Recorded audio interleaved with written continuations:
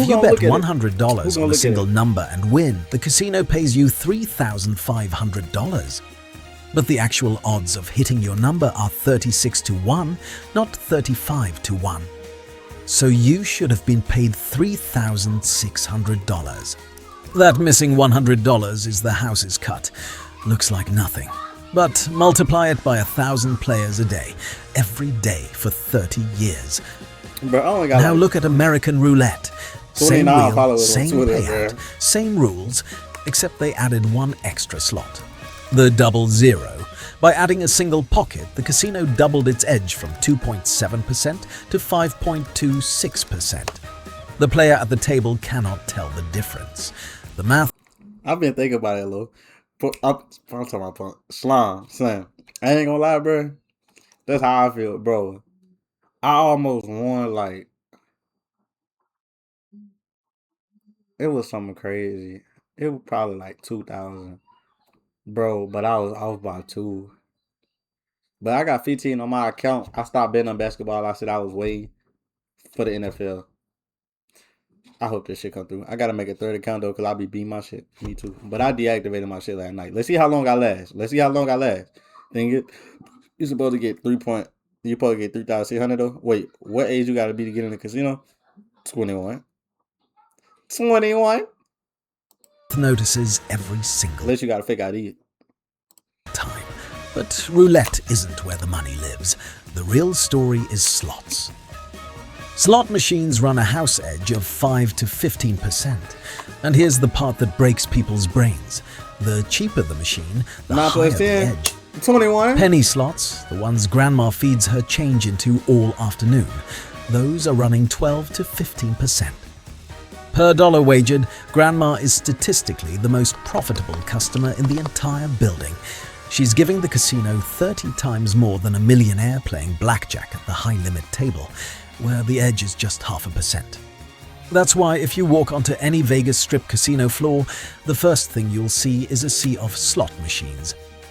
In 2024, slot machines alone brought the Strip $4.9 billion. That's more than every table Nigga, game I'm finna make combined. my own casino. Okay, so that's the math. Now the architecture. Thanks. You've probably been in a casino. Notice anything missing? There are no windows anywhere. There are no clocks on the walls. The carpet patterns are subtly designed to push your eyes upward toward the slot machines. The walk from any table to the exit deliberately passes 10 more rows of slots, just in case you have When this nigga break it down like this is crazy, cause I've been to a casino before. I ain't go around this. All right, we went to go eat. Well, I ate, but they, But exactly, they got the flow kind of designed to like, you just gotta look up.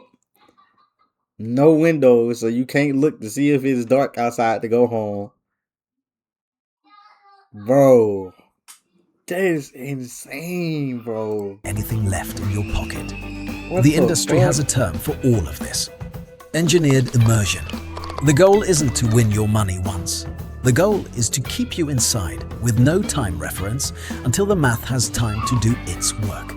And then there's the most surgical customer retention system ever invented in any industry, the Player's Club card. When you walk into a casino, they offer you a free card. You insert it into the slots, hand it to the dealer, and from that moment on, every bet you make is tracked. From that data, they calculate got something hotels. called your theoretical loss. They got hotels. Bet $10,000 over an evening at a 5% edge. Your theoretical loss is $500. The casino then gives you back 5 to 10% of that number. Free dinner, free hotel room, free drink. In 2024 alone, Vegas Strip casinos gave away $4.4 billion in this stuff. Yes. Bro, my granny how I went and she brought 'em back like some fish. So good. A burger. So good. And they desserts be good too. I ain't gonna count. Like they got some pretty good food. I ain't gonna need like fried chicken, nigga. Ooh. Boy. They didn't lose that money, they invested it. Every comp is a calculated expense to keep you in the building so the math has more time to work on you. And at the very top of this pyramid sit the whales. Like Roughly the food and 0.1% of all casino customers account for over 25% of a total casino revenue. 1 in 1,000 customers generates a quarter of the entire industry's money. A good example is Dana White. He plays $25,000 per hand at blackjack, won $2 million one weekend at the Palms, came back, won another $1.6 million. The casino banned him. Caesars and Bellagio still let him play, though. Why? Because the rest of the time, whales lose enormous amounts of money. The math always wins eventually. The whale always comes back. That's why a casino will fly a whale on a private jet from anywhere in the world, give them the penthouse for free, They don't? send a Michelin chef to their suite. 'Cause I Spending ain't gonna lie. $500,000 to host one whale for the weekend is rational when their expected loss is $10 million. So here's the whole revenue model in one sentence. House edge multiplied by volume, multiplied by time, multiplied by repeat visits. And every single thing in the building exists to maximize one of those 4 numbers. So with all this, guaranteed math, billions in revenue, Thanks. customers literally Son, I'm talking engineered about- to lose. Nigga, I lose 100,000. I'm gonna feel that shit. Look, I lose 10,000. I'll be like, I'll make that shit back in the morning. Fuck that nigga. I'll make that shit back in an hour. I don't know if Muslims gamble, but I'm Christian and I don't. I know a lot of Christians that gamble. I ain't gonna lie. Why do casino owners ever lose money themselves? The short answer is everything else. Out of every dollar of gaming revenue, about 70 to 80 cents is gone before you see anything. A typical strip casino runs on a 25 to 33% net margin. So, out of $1 billion in revenue, you keep around $250 to $330 million. Where does the rest go? About a third disappears into payroll. A strip resort employs 3,000 to 8,000 people. Another big chunk goes to taxes. Nevada is friendly at 6.75% of gaming revenue. Macau takes 40% off the top. Pennsylvania over 50% on slots. And then there's the stuff most people never think about. The costs that come from the casino actually being a casino. Bro. A Vegas property. I just thought about something. So y'all know Elon, he just became like the first trillionaire. Nigga, how do you keep a trillion? Like, where do you store a trillion? Like, when they do that shit, does it go like off money in your bank? Or does it go off like shit you own? Cause so his assets and shit. So he don't have $1 billion in his bank. Well, he probably do got $1 billion in his bank account. I ain't gonna lie. I just was wondering, cause it's like, let's say Elon went to fucking Canes, and it's almost like, I feel like once you got that certain amount of money, like, you damn near don't pay you for nothing. Like, how can I say this? Like, let's say everybody know I'm a trillionaire. Nigga, if I'm a trillionaire, right? And I walk in Cane's, nigga, they probably give me my food for free. Just off who I am. And it's because I'm so rich. I don't know. I was trying to say something different, but I ended up saying that.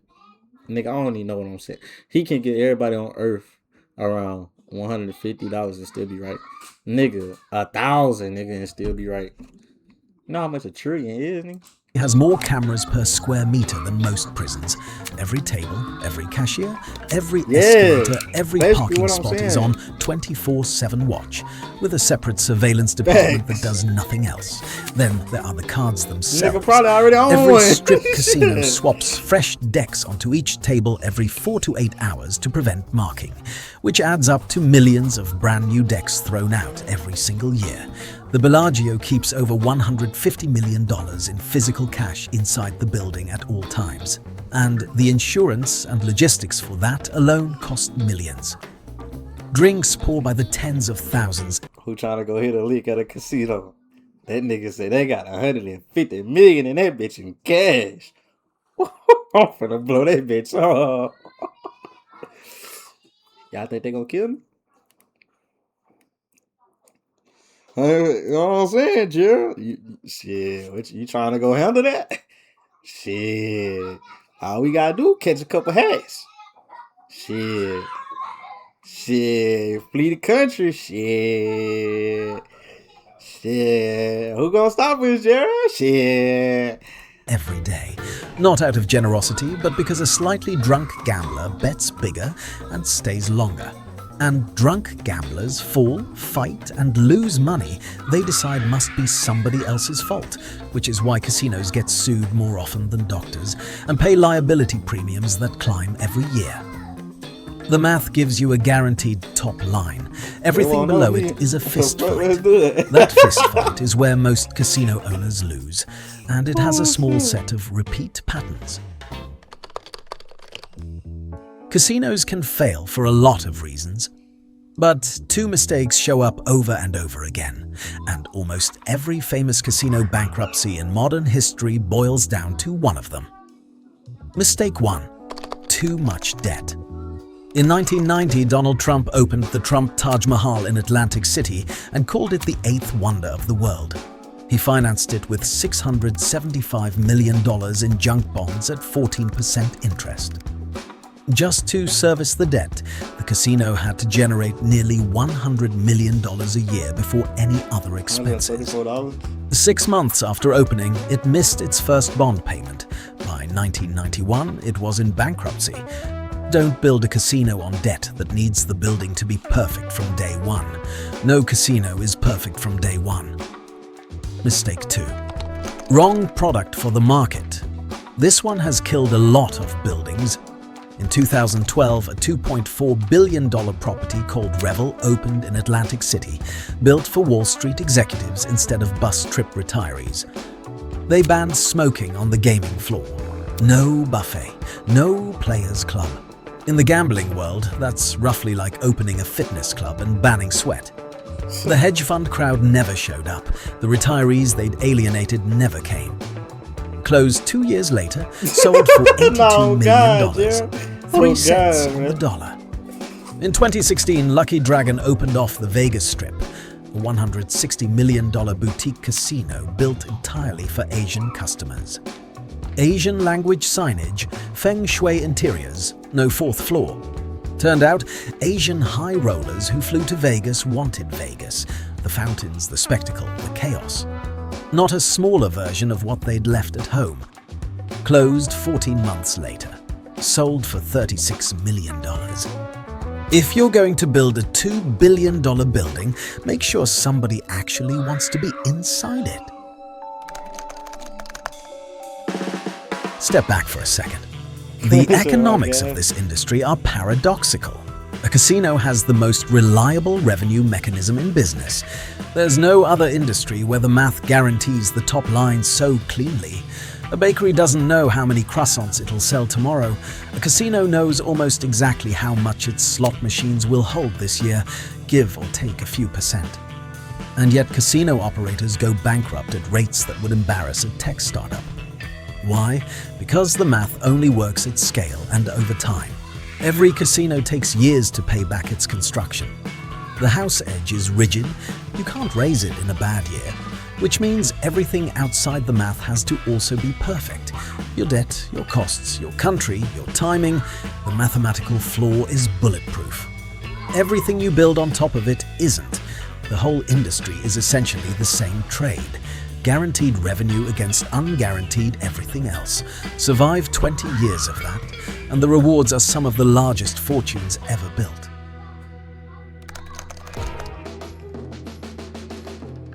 Time to pull it all together and answer the actual question. How much money do you make if you do this right? 2 scenarios, real numbers. Scenario 1, $5 million in Colorado. A small regional casino. Annual gaming revenue, about $10 million. After all operational costs, your real profit is around $2 million a year. Payback, 3 years. not glamorous, recession-resistant. The most boring American business with the word casino in it. Scenario 2, $1 billion in Las Vegas, a full strip resort. 2,000 hotel rooms, 100 tables, 3,000 slot machines. Annual revenue, $900 million. And here's a fun fact most people miss.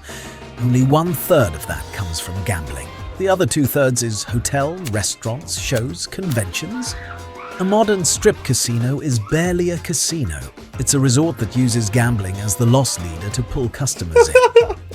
Net profit after everything, $250 million Can't go a year. bankrupt. Add another $50 million if your engineered immersion is dialed in. Payback, 4 years. Then you're earning $300 million a year. And if you survive long enough, you become something specific. Sheldon Adelson started buying casinos in 1988. By the time he died in 2021, he was worth $35 billion, one of the largest fortunes in American history. His company, Las Vegas Sands, makes around $32 million in revenue every single day, more than the entire annual revenue of most US casinos combined. So if you do decide to buy a casino, just remember the most important rule of this business. The house always wins. Just make sure you're the house. Tight shit. What's on, butt? What's on? Damn, I'm on fine as fuck. What he said? Oh, no. W video.